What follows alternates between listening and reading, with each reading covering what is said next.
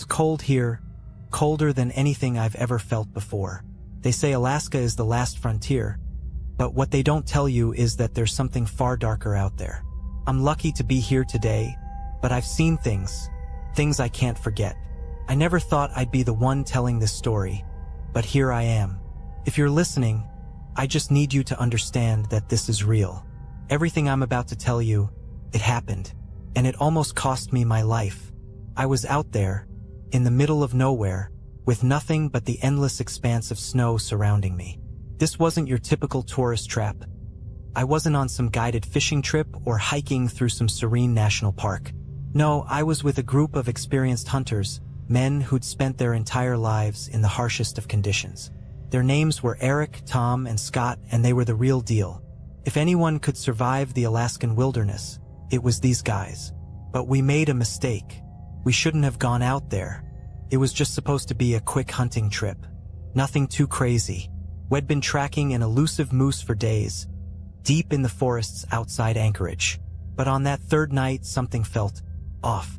We were camped in a clearing, the moon hanging like a pale ghost in the sky, and all of a sudden, I felt it. A pressure, like the air had thickened, like something unseen was watching us. I tried to ignore it at first. It wasn't like me to get paranoid, but there was a strange stillness in the air. The snow was too quiet. No rustling of wind, no chirping of birds, just the eerie silence. The others hadn't noticed yet, too focused on the fire and their stories about past hunts. But then it happened. A sound, faint at first, then growing louder. A slow, deliberate crunching of snow, like something big was moving through the woods. "Did you hear that?" I asked, my voice coming out harsher than I intended. Scott paused, his hand halfway to his beer, and his eyes darted toward the edge of the trees. Eric and Tom stopped talking too, the atmosphere shifting from casual to tense in an instant. "It's probably just a bear or a moose," Eric said, shrugging it off. But it wasn't. The sound was too methodical, too deliberate. It wasn't an animal, at least not one we were familiar with. Then we saw it. A figure, tall, thin, almost skeletal, standing at the edge of the clearing. Its silhouette was impossible to miss against the stark white of the snow, but what struck me the most was the way it moved. It was jerky, unnatural, like it was being pulled by strings, its limbs too long for its body. And the face, I'll never forget the face. It was distorted, almost alien in its features, like it had once been human but had twisted into something else. I don't know how long we stared at it. Felt like an eternity. But then, as suddenly as it appeared, it disappeared back into the forest, vanishing without a sound. Tom was the first to speak. "What the hell was that?" We didn't know. It was Eric who suggested we pack up and leave. But as we gathered our things, a deep, bone-chilling howl echoed through the trees, making the hairs on the back of my neck stand on end. This wasn't the howl of a wolf or a coyote. This was something worse. Something that echoed through your chest, shaking you to your core. I've never been the type to panic, but in that moment, I felt the terror grip me. It wasn't just the howl that terrified me. It was the way everything had gone still again, as if the world itself had gone silent, waiting. That night, as we huddled together in the tents, I could hear the crunch of snow outside again. This time, it wasn't just one thing. It was multiple shapes circling us, drawing closer. I swear I heard whispers on the wind. The voices were incomprehensible, just distorted sounds that crawled into your mind and made your thoughts run wild. Tom wanted to go out to confront whatever was out there, but I knew better. I could feel the presence. This wasn't something we could fight. It was hunting us. The next morning, we tried to leave, but our tracks had vanished. All those hours of trudging through the snow, marking our path, only to find it wiped away like we had never passed through. The forest had swallowed us whole. We weren't just lost, we were trapped. I don't know how long we were out there, but I remember the panic setting in. We hadn't seen any more figures, but that didn't matter. The feeling that something was watching, waiting, never left. Every crack of a twig, every rustle in the bushes, made our hearts skip a beat. We made it out barely. By the time we stumbled back to civilization, I was covered in frostbite, half dead from hunger and exhaustion. I never spoke to Tom or Scott again. Eric didn't make it back. They found his body a week later, in the exact spot where we'd last seen that thing. But it wasn't just his body that was found. His eyes, they were wide open, frozen in terror. But the worst part? There were no tracks leading to him. It was as if whatever had killed him had just appeared out of thin air. I don't know what we encountered out there, but I know one thing for sure. It was waiting for us. And it's still out there, somewhere in the Alaskan wilderness, waiting for the next group of fools to wander into its domain. If you ever go to Alaska, remember this story. Stay on the path. Never stray from the group. Because once you hear that howl, you may not make it out alive. The last thing I remember is the sound of the wind carrying something with it. Whispers, maybe, or something else. But I'll never forget it. I survived, but not without a price. Now, every time I close my eyes, I hear that howl again. I thought I could leave it behind. I really did. For months after we made it back to Anchorage, I tried to convince myself that what happened in those woods was just some bizarre, shared hallucination. Maybe it was the isolation, the exhaustion, or the sheer terror that made our minds play tricks on us. But as the months wore on, I began to realize something. I hadn't truly escaped. Started small. A nightmare here, a lingering sensation there, like I was being followed. But it wasn't until I received a call that I knew something wasn't right. It was late, maybe 2 or 3 in the morning. I was staying in a small cabin outside of Fairbanks, trying to rebuild my life after everything had happened. My phone rang, the shrill tone cutting through the quiet night like a knife. I almost didn't answer, but something in my gut told me I should. "Hello," I answered, my voice rough with sleep. "Ben?" The voice on the other end was crackling, almost distorted, but I could tell who it was right away.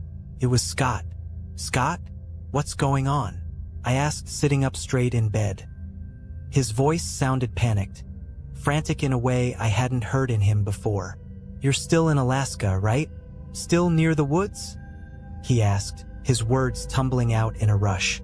"Yeah, I'm not far from Fairbanks. Why? What's wrong?" He was silent for a moment before he spoke again, his voice trembling. "I saw it. It's real, Ben. It's real, and it's not just out there in the wilderness. It's here. It's in the city." I felt my heart drop into my stomach. My breath hitched in my chest as I tried to process his words. "Scott, what the hell are you talking about? What did you see?" He paused again, like he was trying to find the right words. But when he finally spoke, the terror in his voice was undeniable. "I saw it in the woods last night. I thought it was gone, that we had escaped, but it's been following me, Ben. It's not just some monster. It's a force. It's like it's drawn to me. I don't know how much longer I can outrun it." I could hear him breathing heavily on the other end of the line, and I knew something was seriously wrong. "Scott, calm down. You need to tell me exactly what happened. Where are you?" "I'm in my house," he said, his voice shaking. "But I'm not alone, Ben. I'm not alone." Suddenly, the line went dead. I sat there, staring at the phone in my hand, numb with disbelief. I didn't know what to think. I had lived through it, but hearing Scott's panic, hearing his terror, made me feel like I was right back there, lost in those woods again. The same haunting feeling settled into my chest. Something was still out there. I grabbed my coat and rushed out of the cabin. I didn't know what I was going to find, but I knew I couldn't ignore it any longer. My feet barely touched the ground as I drove toward Scott's place in a daze. The snow was falling heavily, and the headlights of my truck cut through the blizzard like a knife through fog. It took me nearly 2 hours to get to his house. By the time I pulled up to the cabin, the place was dark. Too dark. No lights. No movement. I stepped out of the truck, the cold air biting into my skin, and walked to the front door. It was ajar just slightly, as if someone had left it that way in a hurry. My heart pounded in my chest as I pushed the door open, the old wood creaking under the pressure. "Scott," I called, my voice echoing in the silence. No answer. I stepped further into the cabin, the smell of stale air and something metallic filling my nostrils. As I entered the living room, I froze. The entire room was covered in deep red streaks, as if someone had painted the walls with blood. But it wasn't the blood that caught my attention. It was the figure standing in the corner of the room. It was tall, too tall, with limbs that were bent at unnatural angles. Its face was a twisted nightmare of sharp angles and black, hollow eyes, staring straight at me. The thing didn't move at first, but I could feel its presence, suffocating the air around me. Then it made a sound, a low, guttural hum, almost like a song, but it wasn't a song of peace. It was something darker, something older. I backed away, my mind racing. "Scott!" I screamed, but there was no answer. The thing took a step forward, its long, unnerving arms reaching toward me. I ran, heart pounding in my chest, but as I reached the door, I turned back to see it standing there, just watching me. And then it spoke. "I'm not finished with you." The words weren't spoken aloud. They echoed in my mind, vibrating through my skull like a warning. The cold air seemed to freeze in place around me, and I knew in that moment that whatever this thing was, it was after more than just us. I ran out of the cabin, stumbling through the snow, not looking back until I reached my truck. I didn't know if Scott was alive or dead, and in some twisted way I didn't want to know. What I did know was that the creature from the woods wasn't just a thing that lived in the forest. It had followed us here. It had followed me. It's still out there somewhere waiting, and I don't think it's done with me yet. I don't know why I'm still here. I should have left. I should have packed up everything and gotten out of Alaska for good. But something, maybe it's guilt, maybe it's some twisted form of unfinished business, keeps me here. Every time I think about leaving, I hear that whisper. It's not a voice. It's the wind, but it feels like a voice. It feels like it's calling my name. It's the same voice I heard in the woods that night, the one that never left my thoughts. And I know deep down that it's still out there waiting. After what happened at Scott's cabin, I didn't go to the police. Couldn't. I didn't know what to say. How do you explain something like that to people who would never believe you?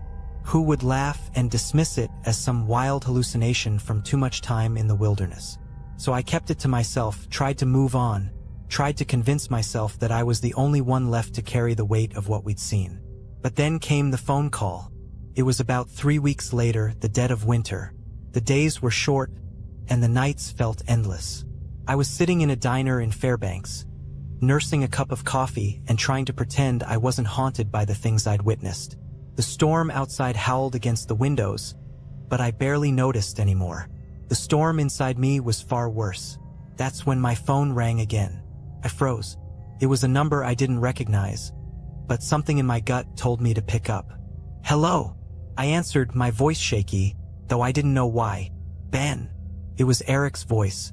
I hadn't heard from Eric since we'd left the wilderness.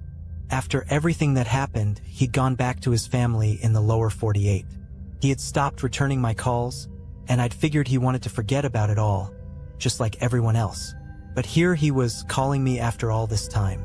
"Eric? What's going on?" I asked, trying to keep the panic out of my voice. Ben, I don't know how to say this, but..." Eric's voice cracked, and for the first time since I'd known him, I heard fear in his tone. It made my blood run cold. "It's back. It found me." I felt the weight of his words settle in my chest like a stone. "What are you talking about?" I asked, my voice barely above a whisper. "I didn't want to tell you," he continued, his voice barely audible. "But it's been following me too. I thought I could outrun it, but it's everywhere now. It's in my house, it's in my dreams. I don't know how much longer I can keep this up. I can feel it getting closer. I think... God, Ben, I think it wants to take me next." I could barely breathe. The same thing, the same horrifying thing that had stalked us in the Alaskan woods, was now tormenting Eric. It was no longer confined to the wilderness. It was everywhere, and it was getting closer. "I'm coming to you," I said without thinking. I didn't know how, but I knew I couldn't let him face this alone. "No," Eric gasped, his voice strained. "Don't come here. You don't understand. You don't know what it's like when it gets close. You won't survive it, Ben. I just wanted to warn you. You can't escape it. It's not just in the woods. It's in everything now. It's in your mind. It knows who you are." His words made my skin crawl, but there was something in them that broke through my panic. A deep, almost desperate plea. "What do you mean?" I asked, my heart pounding in my chest. "I don't know how to explain it," he said, his voice shaking with fear. "But once it's latched onto you, it doesn't let go.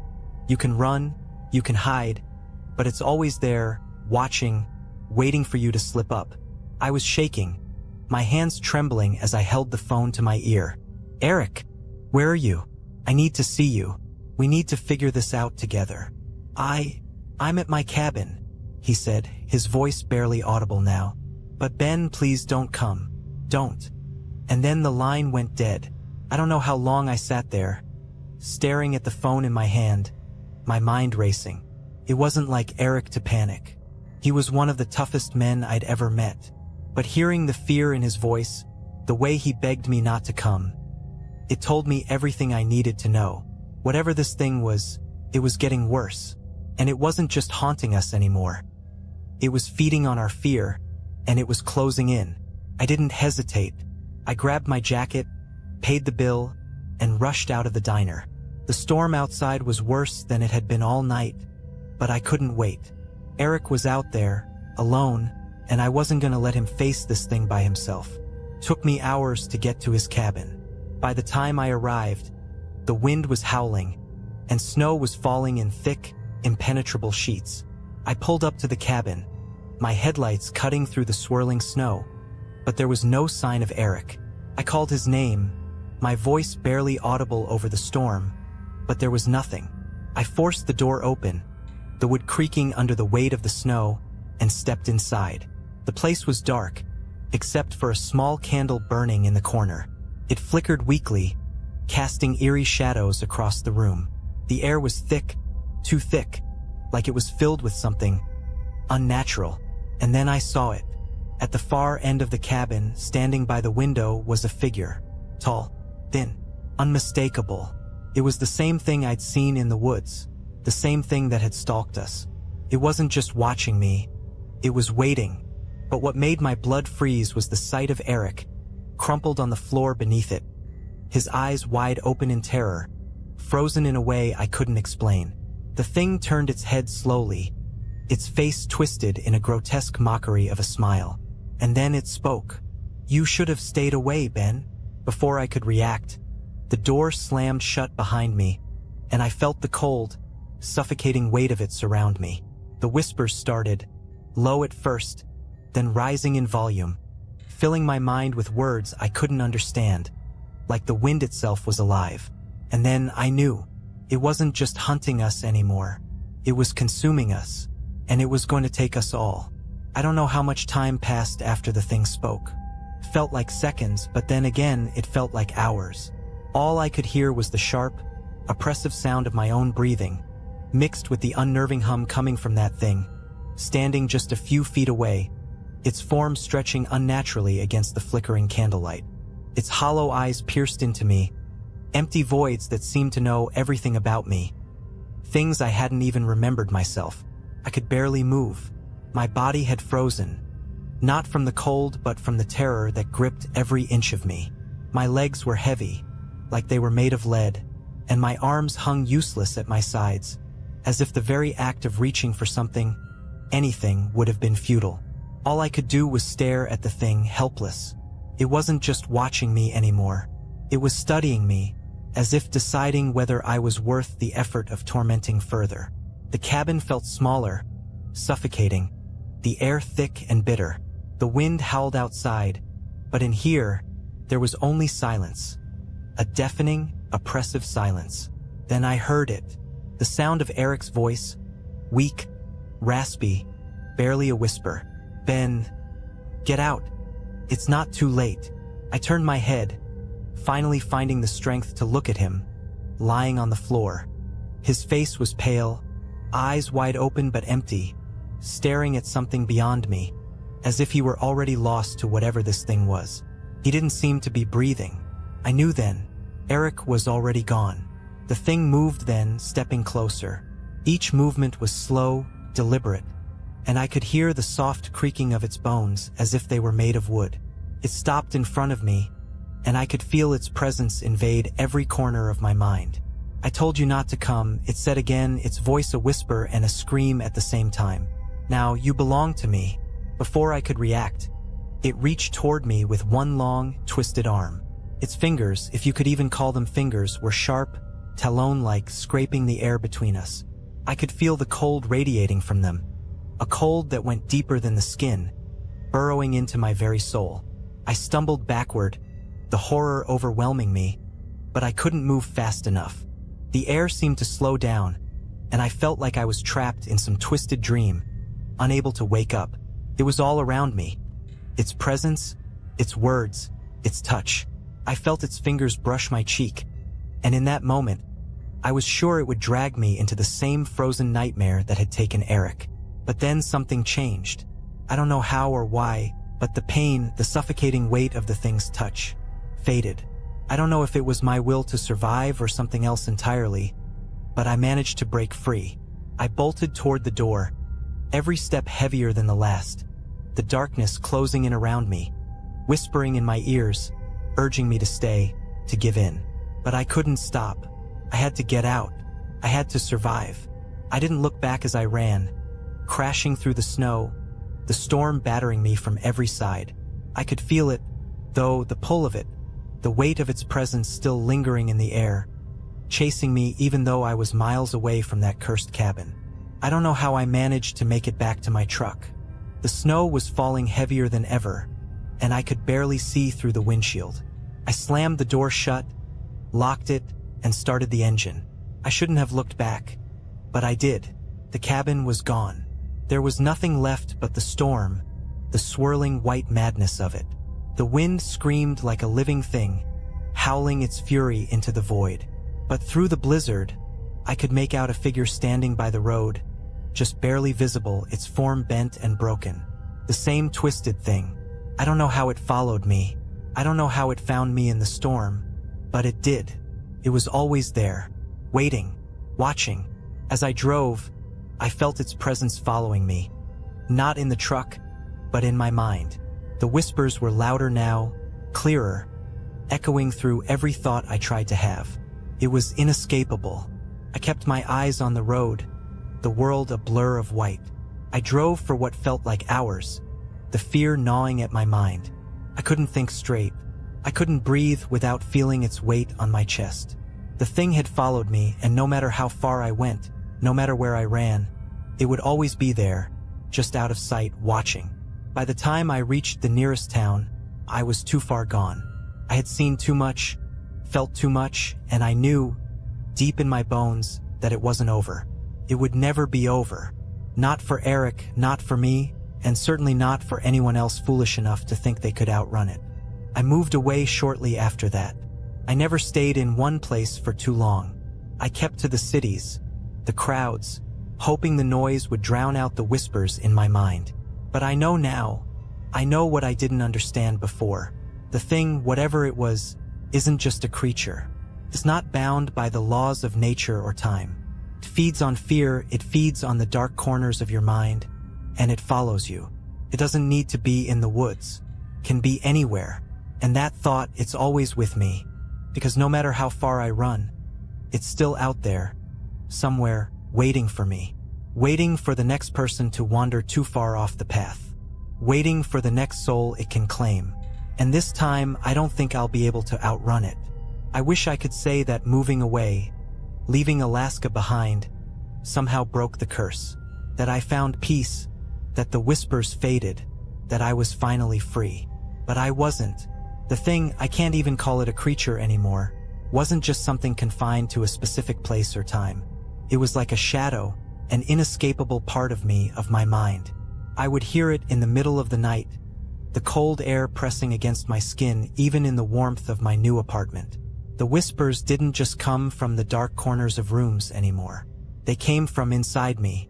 They twisted my thoughts until I could no longer tell where my fear ended and where it began. It started to affect my sleep, then my relationships. I couldn't keep a job. I couldn't keep a friend. How could I, when the only thing that filled my thoughts was the thing I'd seen in Alaska, the thing that haunted me with every breath I took? I tried everything. Therapy, meditation, medication. Nothing helped. Because no matter what I did, I couldn't escape it. And then, it happened again. It had been a year since I'd left Alaska, and I thought I was getting better. I was in a small town in Montana now, trying to rebuild some semblance of a life, far from the frozen wilderness that still haunted me. I was in a small apartment above a local diner, just another stranger trying to outrun his past. But the nightmares never stopped. They were getting worse. I woke up one night, drenched in sweat, the scream of the wind outside carrying the same eerie, haunting tone that had plagued me since that first night in the Alaskan wilderness. My body was trembling, but I forced myself out of bed, trying to shake off the feeling of dread that clung to me like a second skin. That's when I saw it. There was something in the corner of the room. I had no idea how it had gotten there, no idea when it had arrived. The shadows of the room seemed to twist and bend around it, as if the very air had contorted to accommodate its presence. At first, I thought it was a hallucination, the product of a mind too far gone. But then I saw it, those long, twisted limbs, the way the figure stood unnaturally tall, its silhouette unmistakable. Its face was a blur, just a mass of darkness where features should have been, but I could feel it. I could feel it staring at me, the hollow, vacant eyes, the coldness that chilled my very soul. I froze. For the first time since that night in Alaska, I couldn't move, couldn't scream. The fear was so intense, so paralyzing, that it wrapped itself around me, suffocating any thought of escape. The thing stepped closer. The floor creaked under its weight, though there was no weight to it, not really. It was like it was a part of the air itself, an entity made of darkness and frost, slowly moving toward me with a strange, purposeful slowness. Couldn't breathe. It spoke then, its voice like 1,000 whispers woven together into one soul-chilling sound. "You can't outrun me, Ben. You can't run from what you are." I could hear the words in my head, louder than the sound of the wind outside. It wasn't talking about Alaska anymore. It was talking about me. The thing had seen something in me, something it could latch onto. It had marked me long ago. I tried to back away, but my body wouldn't obey. The fear was too much. My heart was pounding in my chest like it was about to explode, but nothing happened. I couldn't move, couldn't scream. And then it reached out its hand. No, its claw, long and cold, brushing against my skin. I felt a searing, biting cold where its fingers touched me. My whole body screamed for me to pull away, to fight, but I couldn't. The moment it made contact, I felt the memories flood back.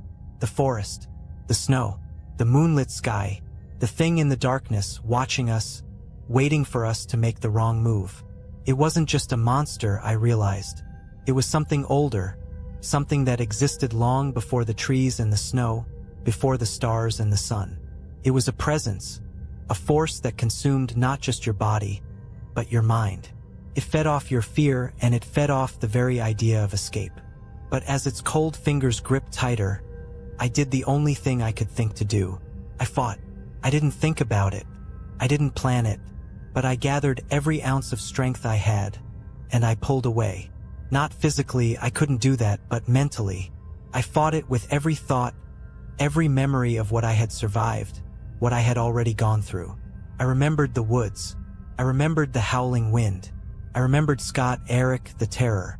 And with everything I had, I reached into the darkness. I don't know how it happened. Maybe I just willed it. Maybe it was a desperate cry for survival, a last-ditch attempt to tear myself away from the abyss. But as I reached into the thing, I felt the coldness begin to recede, slowly, just for a moment. The thing in front of me flickered, like a shadow at the edge of your vision, unsure of its form, of its purpose. The moment lasted only a second, but that second was all I needed.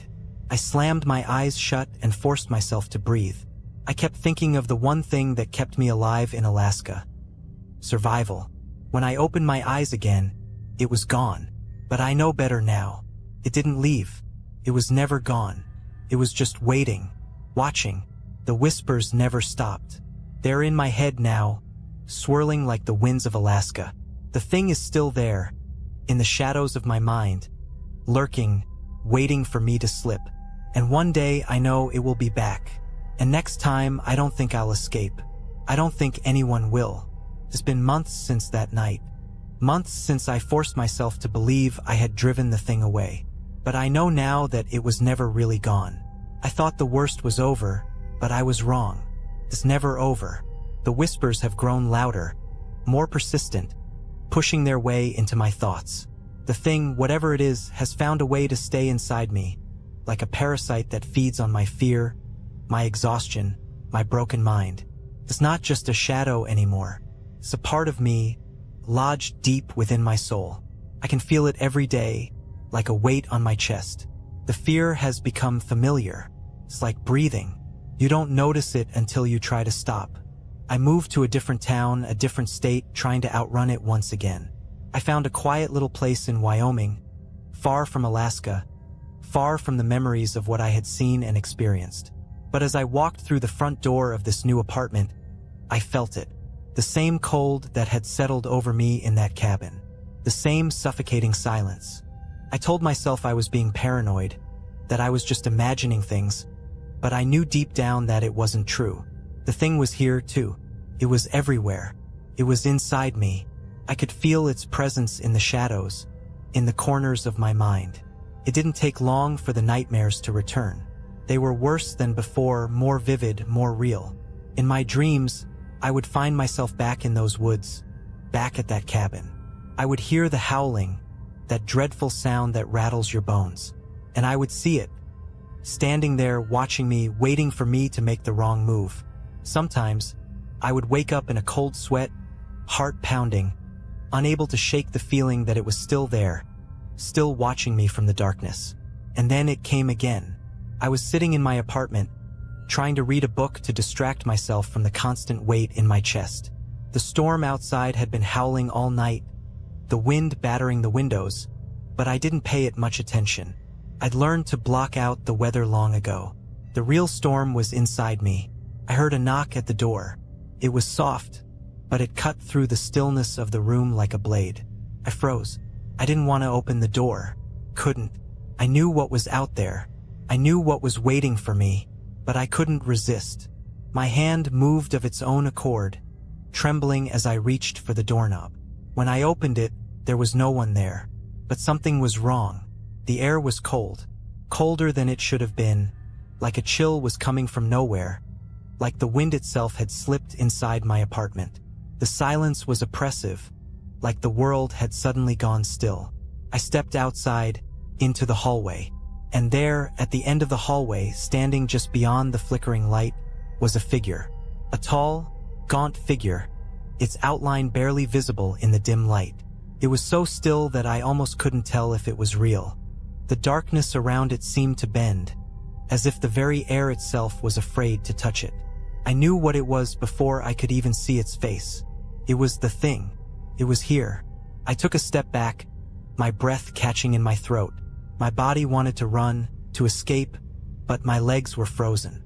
I couldn't move. The thing raised its arm, its fingers twisting in the air like they were reaching for something. It didn't need to speak for me to hear it. Its words filled my mind, cold and clear. "You've been running for so long, Ben. You can't hide from me anymore." It was the same voice, the same whispers, but there was something different about it this time. The presence wasn't just around me. It was inside me, too. It was in my thoughts, my very soul, clawing its way out. And then it took a step toward me. Slow, deliberate. The air seemed to warp around it, like the temperature was dropping with each movement. I could feel its coldness, the crushing weight of its presence, pushing me back into the apartment. I tried to scream. I tried to fight, but my body wouldn't obey. It was like I was drowning in the fear it had planted inside me. My thoughts were clouded, filled with terror and the overwhelming sense that I was about to lose everything. I was losing myself. And then I saw something. In the corner of my eye, I saw a shadow, a flicker of movement. It was small at first, but it grew, taking shape, becoming something real. I couldn't process it at first. I thought I was hallucinating, seeing things that weren't there. But then I realized what I was seeing. It was the figure of a man. It was Eric. He was standing there, just outside the apartment, his eyes wide open, staring at me with that same frozen look he had when they found him. His body was pale, his skin stretched tight over his bones. He was dead, but there he was, standing in front of me, like he had never left. I tried to call out to him, but no words came. My throat was tight, suffocated by the weight of the fear that gripped me. And then, Eric's voice echoed in my mind. It wasn't him. It wasn't his voice. It was the thing speaking through him. "You can't escape, Ben," it said, its voice seeping through every thought, every breath. "You are mine." I tried to push it out, tried to shut my mind off, but the whispers wouldn't stop. They were all I could hear, all I could think. I wasn't sure where I ended and the thing began anymore. It was here. It had found me again. It wasn't going to stop. Not until it took me, too. And the worst part? I think it already has. The thing didn't just hunt me. It didn't just chase me through the forests of Alaska, through my nightmares, through the towns I thought were safe. It's been inside me all along, feeding on my fear, feeding on the idea that I could escape it. But it's never been about escape. It's always been about survival. And I don't know how much longer I can survive. I'm writing this now because I'm running out of time. I can feel it closing in on me. The whispers are louder. The cold is deeper. And every breath I take feels heavier, more labored. I can't escape it. I can't outrun it. The thing, whatever it is, has found its way into the very core of me, and I feel it tightening its grip. When I left that apartment, I didn't know what else to do. I had no plan, no destination in mind. I just needed to get away, to put as much distance between myself and whatever this thing was. I thought if I could just outrun it, if I could just keep moving, I might get a little bit of peace. But peace doesn't exist when the thing is following you. It's like a shadow always there, no matter how far you run. It doesn't matter where I go. It knows me. It knows my fears, my thoughts, my weaknesses. I've tried to forget, tried to bury the memories of Alaska, of the cabin, of Eric and Scott. But the thing won't let me forget. It reminds me every single day. I went to a therapist trying to convince myself that it was all just trauma, a figment of my imagination. I thought maybe I was just losing my mind after everything I'd seen. But the moment I sat in that office, the thing was there, lurking in the shadows, just beyond the therapist's smile. Its cold fingers brushed against the back of my neck, and the whispers started. "You can't outrun it," it said. The therapist couldn't hear it. She just smiled, nodding, asking questions. But I couldn't focus on her words. I couldn't hear her over the sound of the whispers, the feeling of something dark, something ancient, wrapping itself tighter around me. That night, I didn't go home, couldn't go back. I couldn't stay in any place long enough to feel safe. So I drove. I didn't know where. I didn't care. I just needed to move. The road stretched out in front of me, endless and dark, the headlights cutting through the night. The snow flurries danced around the truck, swirling like a blizzard. But there was no escape. There was never an escape. Hours passed. The cold inside my truck was unbearable. The heat was on full blast, but it didn't matter. The cold, the real cold, was inside me now. That's when I saw it again. Out of the corner of my eye, I caught the flash of something in the distance, too far to make out clearly, but familiar. Something tall, too tall. I thought my mind was playing tricks on me, but I knew it was the thing. I slammed on the brakes, the truck sliding on the slick road, but I didn't stop. Couldn't stop. I had to see. I had to know if I was right. The figure was standing in the middle of the road, just staring at me. Its limbs were outstretched, its form bending in ways that made my stomach twist. Couldn't breathe. I tried to reverse, but my hands wouldn't move. My body was frozen in place, my eyes locked on the thing in the road. It stepped forward, its limbs jerking in unnatural angles, dragging itself closer to the truck. I could see its face now. Its hollow eyes stared at me, cold and vacant. Its mouth didn't move, but the whispers filled my head. "You'll never escape," it said, its voice seeping into my thoughts, making everything else fade away. "I've always been with you." I couldn't think. I couldn't even scream. My heart pounded in my chest, My hands gripped the wheel so tight my knuckles ached. The thing was so close now, I could feel its coldness crawling through the air, settling into my bones. I thought it was the end. I thought it was finally going to take me. But then, something strange happened. I wasn't sure if it was a dream or a delusion, but for a moment, I saw a flash of light, a bright, blinding light, and the thing in the road faltered, its form flickering like a broken image on a screen. It froze, just for an instant, like it wasn't sure how to respond. And then it was gone. I don't know how. I don't know why. I didn't waste a second. I floored the gas pedal and drove. I didn't stop. I didn't look back. I haven't stopped since. I'm not sure where I am anymore. I don't know where I'm going, but I can feel it. The thing is still here, still with me, lurking in my mind, waiting for me to slip. It's still out there, somewhere in the shadows. I'm not sure how much longer I can keep running. The exhaustion is starting to catch up to me. The whispers are getting louder, more insistent, and I can't escape them. But the worst part? I don't think I want to anymore. The thing isn't just a force of fear. It's a part of me now. It's inside me. It's inside my soul. It feeds on my terror, on my thoughts, on my every move. I don't think it will ever leave, and I don't think I can survive without it. I'm writing this, hoping that somehow, someone will read this, that someone will know what happened. But I fear it's too late. I fear the thing has already taken me. And if you're reading this, know one thing. It's still out there. And it's waiting. I don't know how much longer I can hold onto my mind. Writing this is the last tether I have left to reality. The thing is closer now, closer than it's ever been, and I can feel it growing stronger. The whispers are constant, the cold relentless. I can't escape it no matter how hard I try, no matter how far I run. It's always there, inside me, creeping into my thoughts. I thought that by leaving everything behind, by driving away, running away from the places that haunted me, I could start over. I could outrun it. I could find some peace. But I was wrong. The first time it truly hit me that I couldn't outrun it anymore was when I stopped. I was exhausted, my mind fractured and broken from the constant fear, the constant drive, and for the first time in months, I let myself rest. I found a small motel, a nondescript place off the highway, hoping for a few hours of sleep.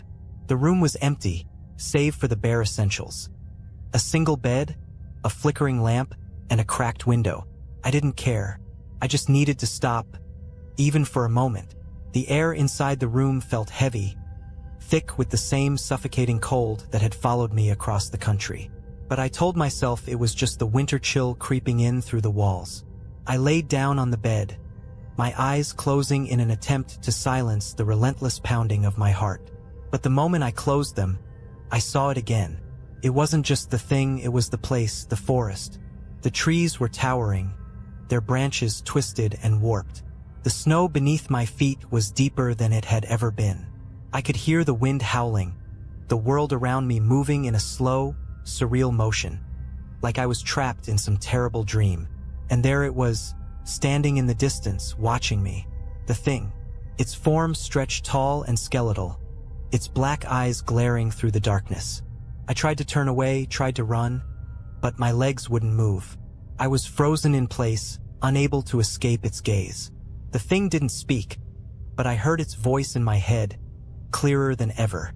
"You'll never leave." The words rattled through my mind like a physical blow.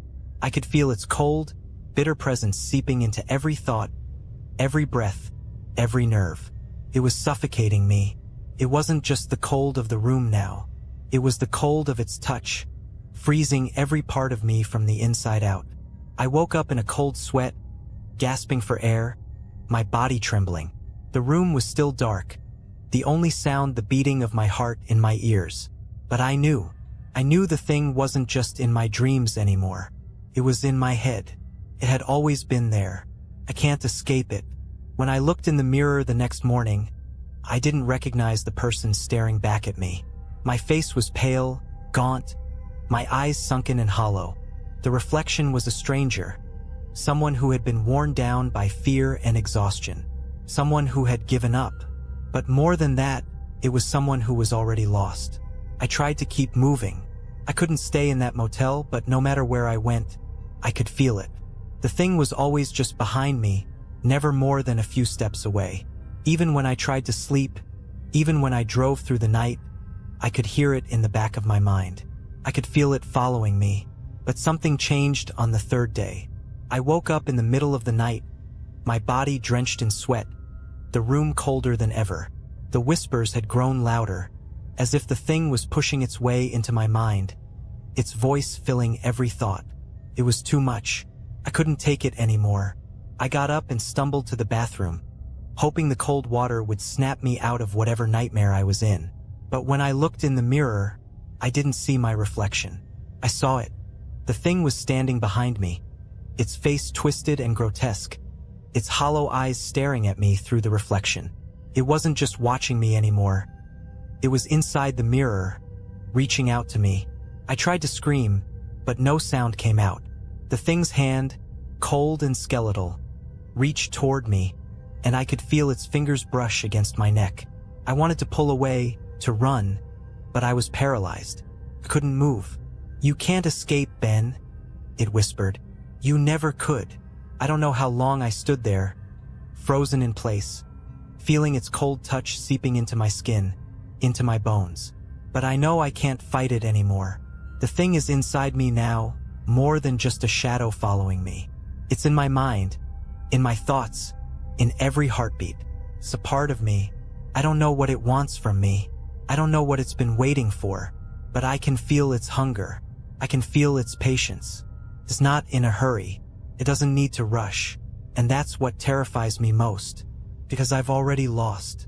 I'm writing this because I don't know how much longer I'll be able to. The thing is stronger now, its presence overwhelming, and I feel like I'm losing myself. I can't fight it anymore. The fear, the darkness, it's all consuming. If you're reading this, please know that I'm not insane. I'm not just some delusional man running from his past. There is something out there.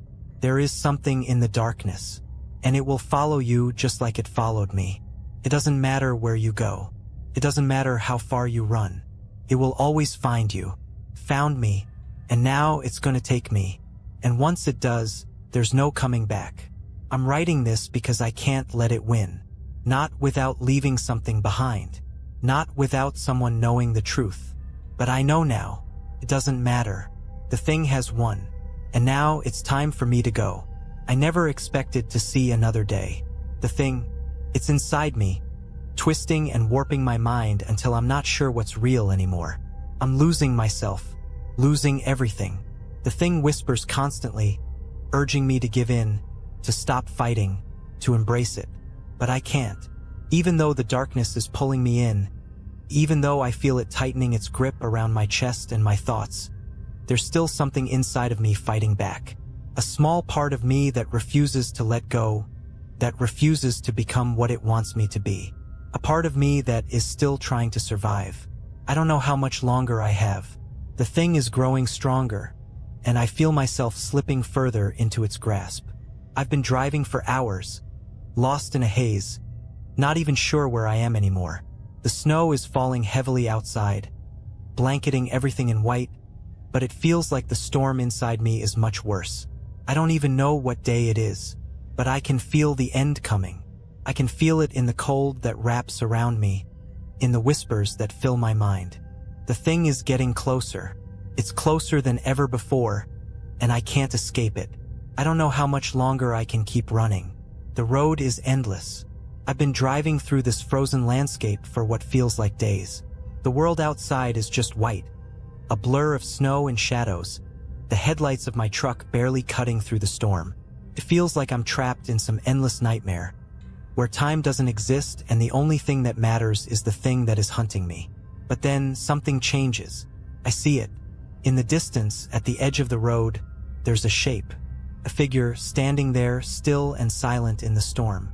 I can barely make it out through the snow, but I know what it is. I know who it is. It's the thing. But something's different this time. It's not the same twisted form I've seen before. This time it's standing still, not moving, just waiting. It doesn't approach me. It doesn't whisper to me. It's just there. I stop the truck. I don't know why. I shouldn't stop. I should drive past it, keep going, but something pulls me toward it. Maybe it's curiosity. Maybe it's desperation. Maybe I'm just tired of running. I step out of the truck, the snow biting at my skin, and I walk toward it. The storm rages around me, but the figure remains still, unmoving, as if it's waiting for me. The whispers are deafening now, echoing in my head, urging me to turn back, to leave. But I can't. I reach the thing, and as I stand there, face to face with it, I realize something. It's not what I thought it was. It's me. Not physically, not exactly, but it's a part of me. A part of my soul, a piece of my fear. It's not an outside force, a thing that hunts. It's the reflection of my darkest self, a shadow that I've been running from, a part of me that I can never escape. You've been running from me, it says, its voice no longer a whisper but a deep, cold truth. But I'm you, Ben. I've always been you. I stand there in the snow, staring at it, at myself, and in that moment, everything clicks into place. The thing isn't some monstrous entity from the woods. It's the manifestation of all the fear, all the darkness that I've carried with me. It's the part of me that I've tried to bury, to outrun. It's the part of me that thrives on fear, on the belief that I can't survive. It's the part of me that never stopped hunting.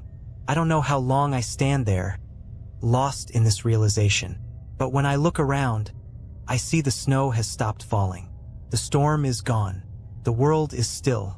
And for the first time in a long time, I feel calm. The thing isn't out there. It's never been out there. It's been inside me all along. And now that I understand that, now that I see it for what it truly is, the battle is over. There's no more running, no more escaping. I can't fight it anymore because I've realized the truth. The thing I've been running from is me. As I stand in the silence of the snow, the world around me still and frozen, I accept it. The thing, my fear, my darkness, is a part of me. It always has been. And no matter how far I run, no matter where I go, it will always be there, inside me. I'm not sure if I'm free now or if I've just come to terms with my fate, but I know this, the thing never really hunted me. It didn't need to. I was the one hunting myself all along. And now, as I walk back to my truck, I feel a strange peace settling over me. The fear is still there, but it no longer controls me, because I've finally stopped running. And for the first time, I think I've come to understand something terrifying. I was never meant to escape. I was meant to survive. And that survival is with me forever. I don't know how long I've been out here. Time has become a blur, like the snow that surrounds me, like the whispers in my head that refuse to quiet. I no longer know what day it is or even where I am. I've stopped caring. There's no point anymore. The thing, it's still with me, but it's different now. It's not just a shadow or a force outside of me. It's part of me, a piece of my soul, a dark reflection of everything I've ever feared, everything I've ever wanted to escape. And I've come to understand that there is no running from it. There never was. I've spent so long convincing myself that if I just kept moving, kept running, I could outrun my past, outrun my mistakes, outrun the fear that has clung to me like a second skin. But it's always been here, inside me, feeding on the very thing I've tried to escape, my own darkness. That realization came to me the moment I stood face to face with it. My fear, my reflection. It was never a monster. It was never something external. It was me. I am the thing. I don't know if I'm still in my own mind, if this is some kind of twisted dream, or if I've crossed over into a place where time no longer has meaning. I think perhaps that I'm no longer part of the world I once knew. I've become a part of the wilderness I tried to escape, the frozen, desolate place where shadows live and where no one truly survives. But now I don't need to survive anymore. I've stopped fighting. The battle was never about escaping the thing. The battle was about accepting it, accepting myself.